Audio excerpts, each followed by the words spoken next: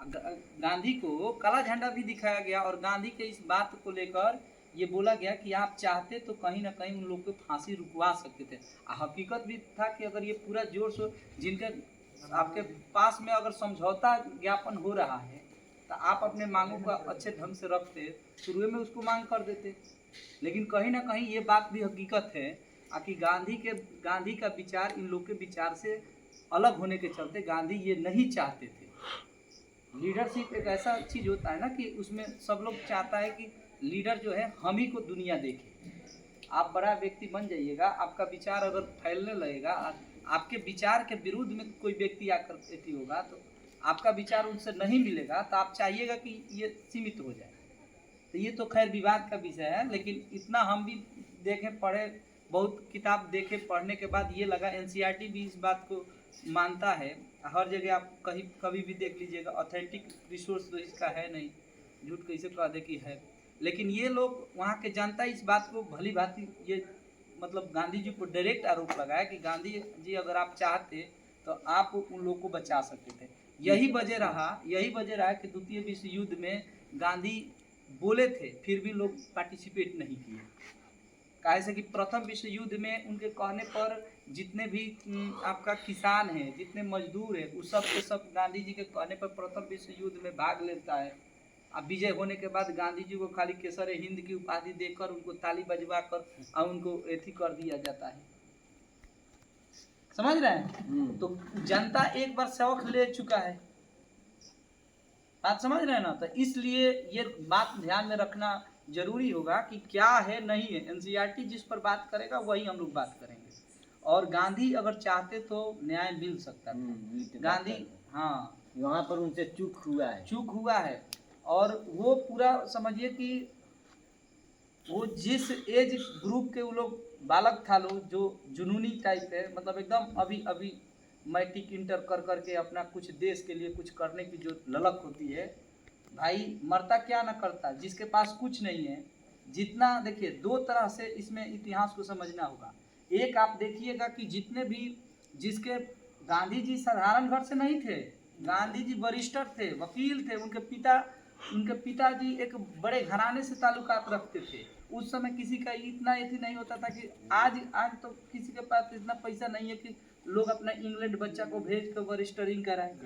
लेकिन उस समय गांधी जी बैरिस्टरी के पढ़ाई करके आए थे। तो कहीं ना कहीं ये दिखता था कि लोग देखिए बड़ा जो इलीट वर्ग होता है ना उसका एक ग्रुप अलग था, जो कमजोर मध्यम वर्ग के लोग हैं उनका एक ग्रुप अलग है। तो उसमें ये लोग थे, ये लोग देश के लिए रियल में कुछ करना चाहते थे। वो अलग बात है कि वो लोग हिंसा प्रवृत्ति को भी अपनाते थे, उनका कतई ये मानना नहीं था। देखिए लेकिन एक भी तो ये भी कारण हो सकता था कि जिस कारण भगत सिंह चाहते थे देश की आज़ादी लेने के लिए, उस समय आज़ाद नहीं हो सके।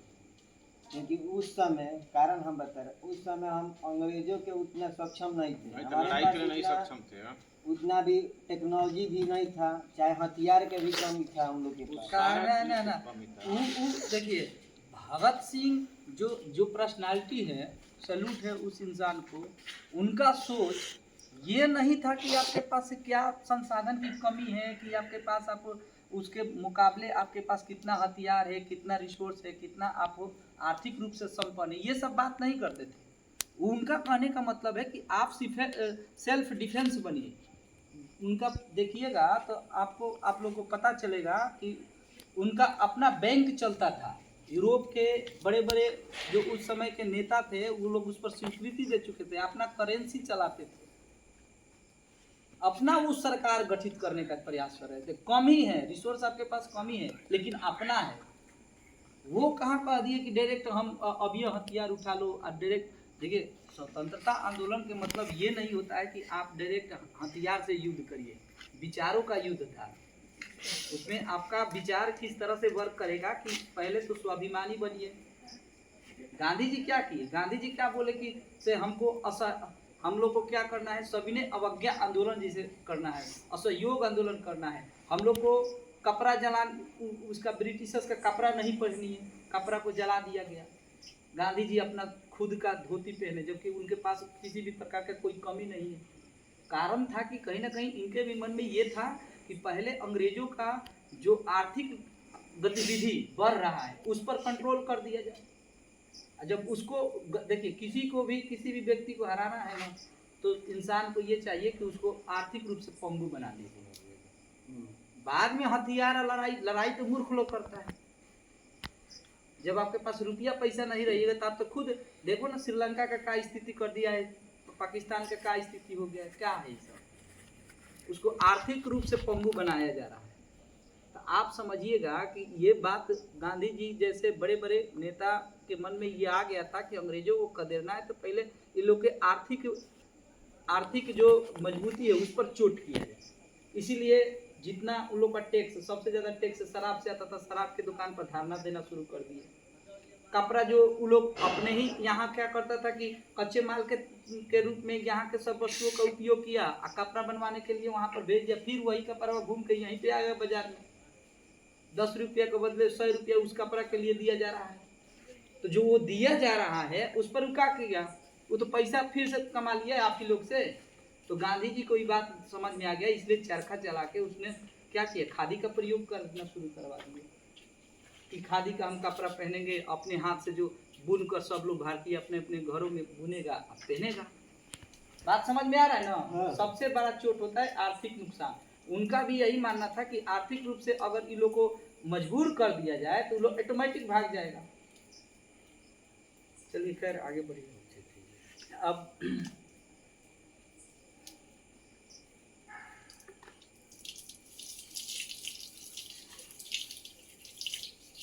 इन व्यक्तियों में से कौन कैबिनेट मिशन का सदस्य नहीं था? ठीक है, William Wood, Pethick Lawrence, Stafford Cripps, A V Alexander. William Wood. तीन इसमें थे। आप लोग जानते हैं कब आया था कैबिनेट मिशन का गठन, कब आया कैबिनेट मिशन, भारत कब पहुंचा? 1946 में पहुंचा। ठीक है, इस मिशन के सदस्य स्टेफर्ड क्रिप्स, पैथिक लॉरेंस और एबी अलेक्जेंडर थे।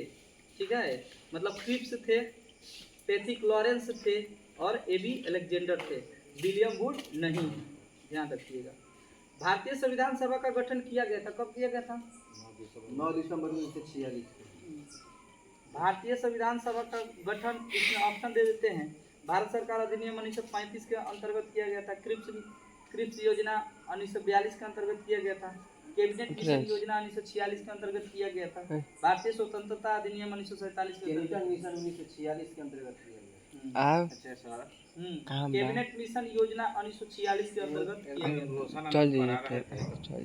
संविधान सभा का जो अध्यक्ष माने गठन नवंबर में बता रहे थे कि लक्ष्मीकांत के बुक में दिखाए 13 नवंबर।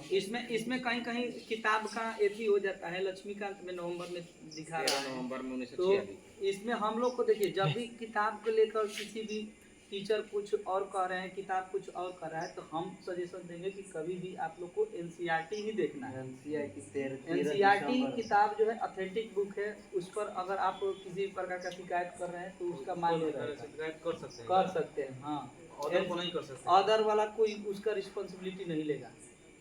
प्राइवेट बुक का तो और नहीं है, आपके नाम से किताब चलेगा तो उसका भी नहीं है। ठीक है,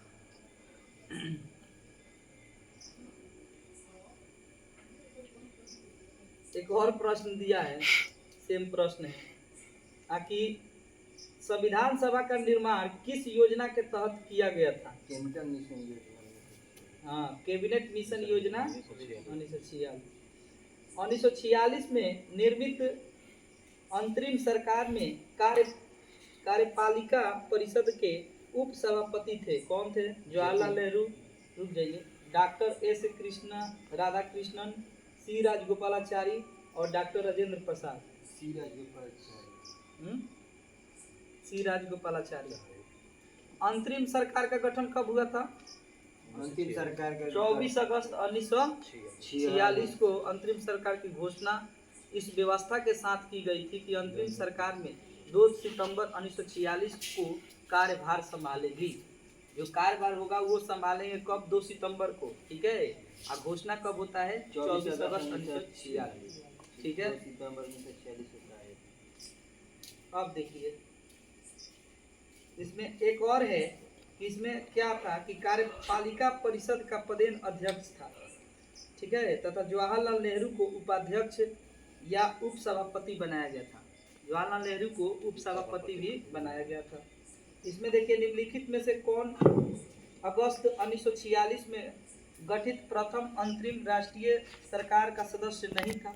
सी Rajagopalachari, doctor Rajendra Prasad, doctor S Radhakrishnan, Jagjivan Ram. Doctor S Radhakrishnan, ठीक है। कैबिनेट मिशन योजना का आधार जो था 24 अगस्त 1946 की घोषणा के तहत हुआ था, ठीक है। नव निर्वाचित संविधान सभा से 2 सितंबर 1946 को भारत की अंतरिम सरकार का गठन किया गया था। इसमें सी राजगोपालाचारी शिक्षा मंत्री, डॉक्टर राजेंद्र प्रसाद खाद्य मंत्री, ध्यान रखिएगा सी राजगोपालाचारी क्या बनेंगे? शिक्षा मंत्री। डॉक्टर राजेंद्र प्रसाद खाद्य मंत्री एवं कृषि मंत्री तथा जगजीवन राम श्रम मंत्री बनेंगे, ठीक है, श्रम मंत्री बनेंगे जगजीवन राम। जबकि डॉक्टर एस राधाकृष्णन इस प्रथम अंतरिम राष्ट्रीय सरकार के सदस्य नहीं थे। समझ रहे हैं ना बात को? उसके बाद वर्ष 1946 में बनी